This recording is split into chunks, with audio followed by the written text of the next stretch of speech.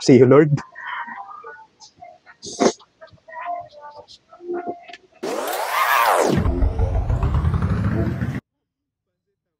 Tapos na tayo sa Cavite at Batangas. Kaya, tara na sa lalawigan ng Quezon. Para tikman ang mga tradisyonal at pinagmamalaki ng Quezon Province. Tara, samahan nyo kami sa biyaheng Quezon. Let's go!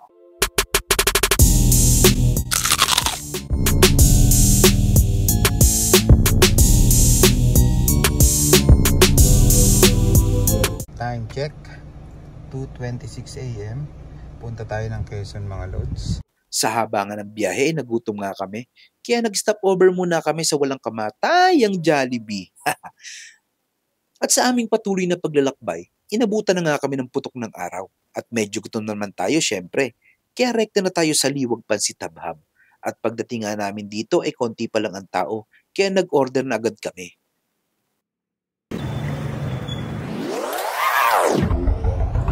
Pinasiklaban agad tayo ni ate. May pahagis-hagis itlog pa. Shoutout pala sa'yo ate, ang bangis mo.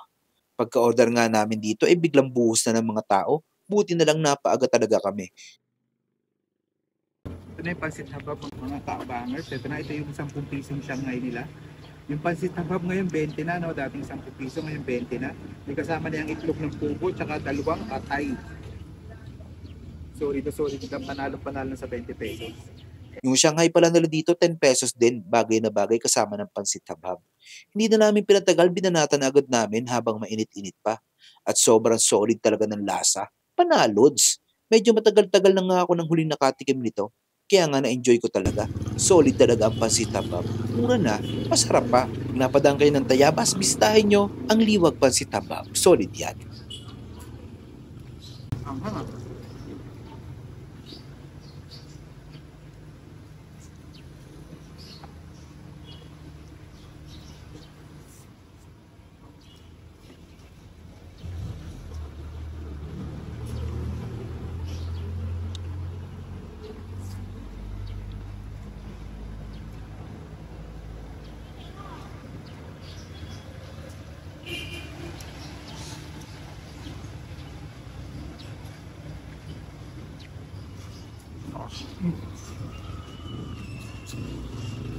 Ang kasunod nga namin pinuntahan ay ang Kamay ni Jesus na dito mo matatagpuan ang lokbal longganisa na habang ginagawa makikita mo talaga.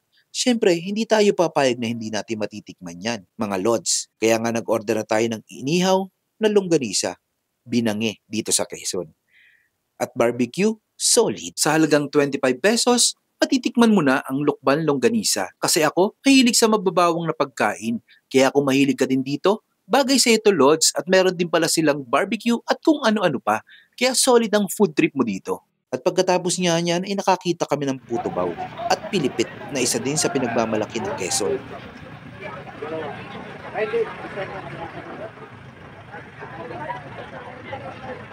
Parang pagka tayo man ang lamang sa loob. Manit-namit na diyagan pa tayo. Manit tayo dito. Malitang kayo.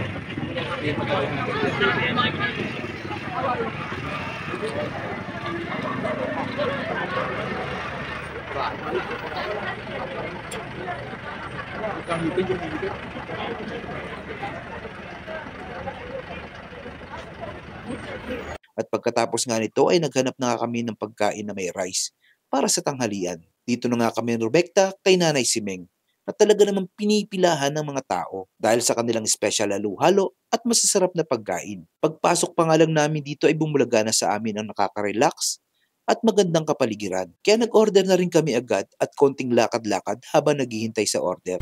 Para solid yung gutom, di ba?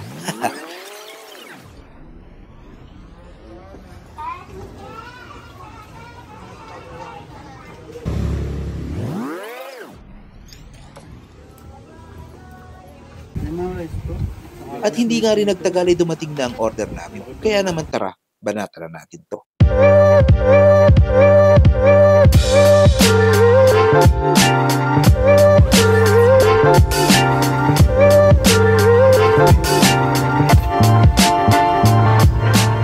At eto na yung mga kaabangers, nandito tayo kay Nanay Simeng, ang kapatid ni Nanay Simang. Ayan. Napakarami ng inihanda ni Nanay Simeng dito. Meron tayo ditong sisig, pork sisig, tsaka meron tayong 5 rice na hindi ko naman uubusin.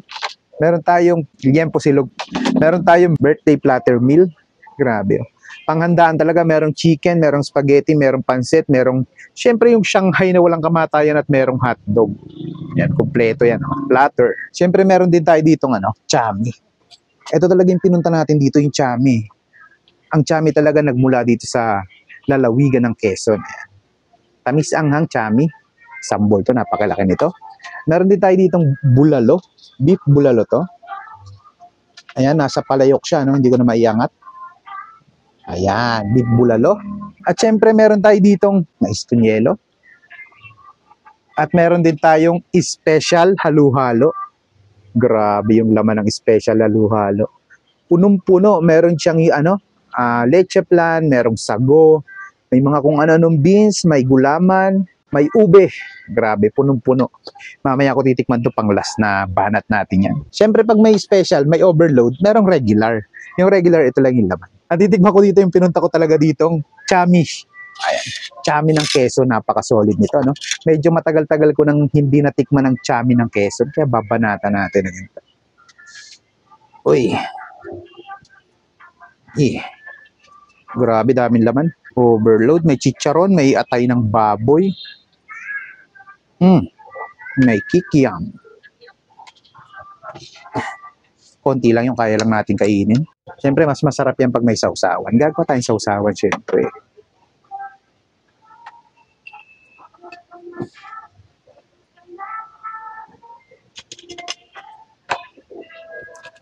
Uy. Yan. Tapos toyo.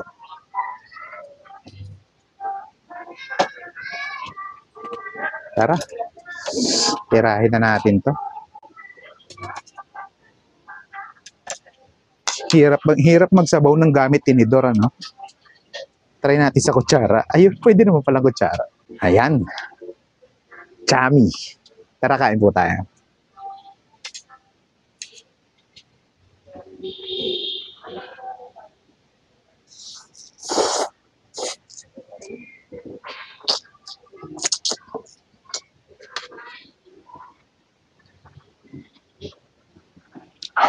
Sarap. Atay ng baboy.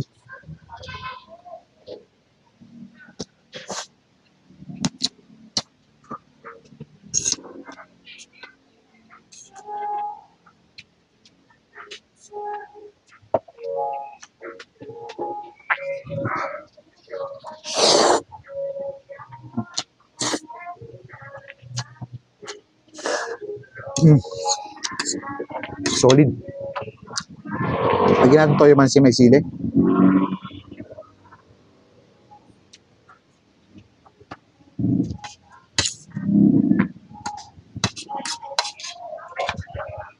Kutsarain natin bago ko pa kamayin.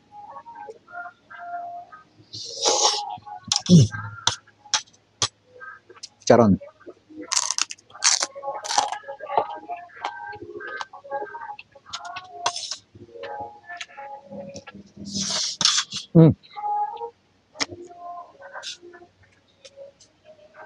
May sili.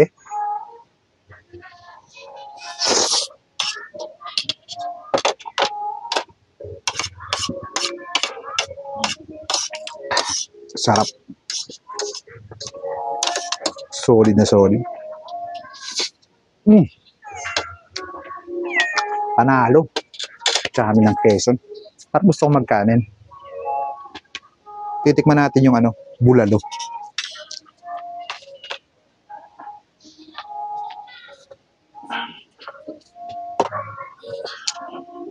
Uy, grabe yung isang order ng bulalo sa kanila.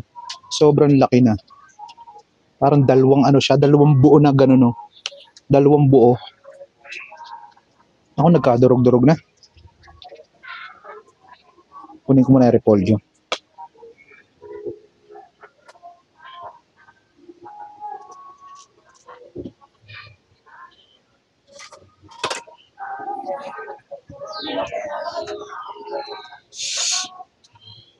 Yung bulalo nila nasa palayok.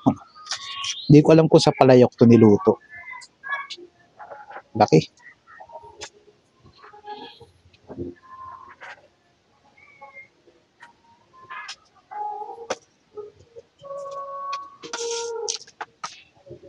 Uy, bone marrow.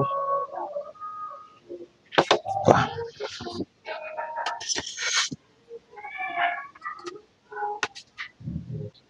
Gamitin na natin yung sili nito para hindi sayang.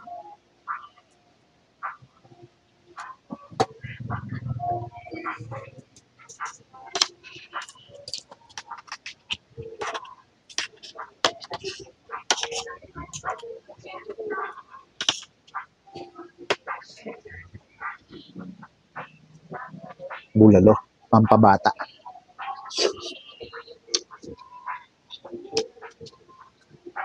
Grabe. Iba yung lasa niya. Malasang malasa.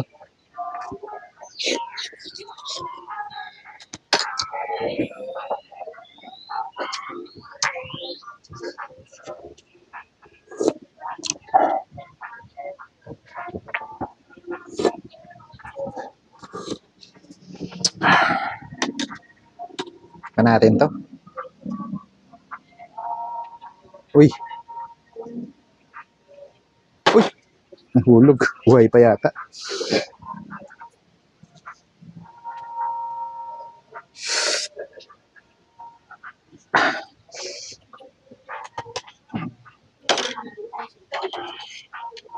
Uy.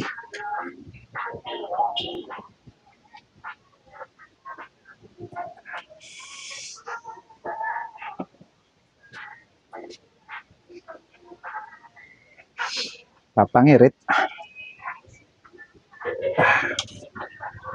Bone marrow. See you, Lord.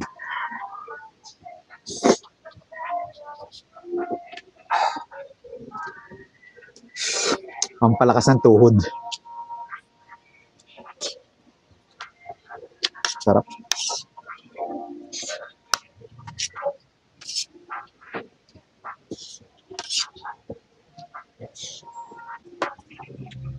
Magla-last bite na ako.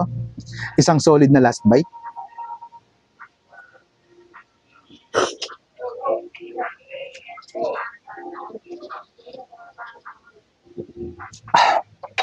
Solid. At pag pupunta kayo dito, huwag nyo kalimutang orderin yung halo-halo nila. Promise, di kayo magsisisi. Panalods. Uy, grabe. Creamy. Meron pa siyang sahog sa ilalim na iba.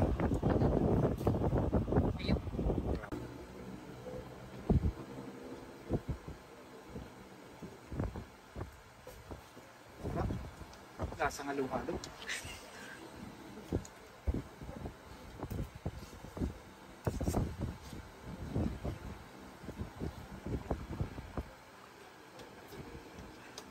At dahil busog na ako, iiwan ko na yung mga kasama ko.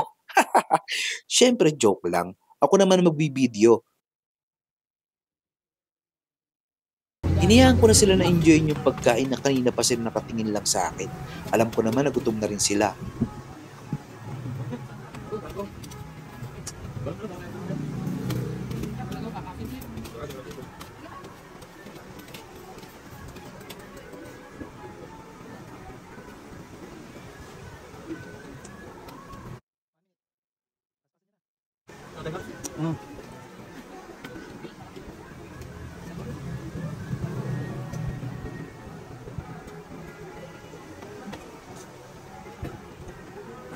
O paano? Abangan nyo lang sa part 2 para sa mga ibang naging kaganapan pa sa 48 hours food trip namin dito sa Quezon.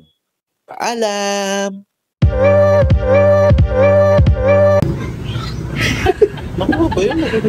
Nandito tayo kay Nanay Simeng, ang kapatid ni Nanay Simang. Ayan. Hirap magsabaw ng gamit tinidor, ano? Try natin sa kutsara. Ayun, pwede naman palang kutsara.